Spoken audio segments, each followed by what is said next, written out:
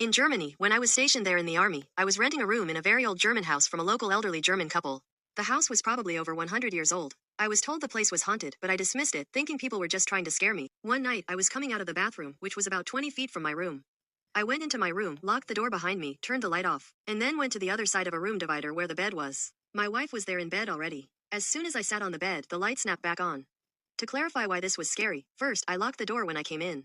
The house was old, so the keys were the old skeleton type that you just left in the lock. If someone put a key in it from the other side, my key would have been pushed out and onto the floor. It had not. Second, the light switch was an old type with a very heavy spring on it. When you snapped it off, it was loud. There was no way to maybe get it stuck halfway. You always heard the loud snap when it was turned off or on. I eventually got the nerve to check, and no one was there. Then after that, one night in the middle of the night, an ashtray on the coffee table started to make the noise as if it had been tipped on its side and then allowed to spin down to the table. This was a very heavy bar ashtray that was about 5 inches in diameter. It was not left on its side because there was a couple of cigarette butts in it that were on the table when I checked it. The final straw was one night at about 12 a.m. my wife said she felt the feeling of someone kneeling on the bed, and then felt what she described as a cold hand on her back. She turned the little light we had by the bed on, and there was no one there. I was an MP and was working the swing shift. I came home a bit after, and she asked me if I had just been there. I told her no, but that no one seemed to be up in the house either. After that we moved to another place. Coincidentally just around the corner from that house, but the creepy stuff stopped at the new place.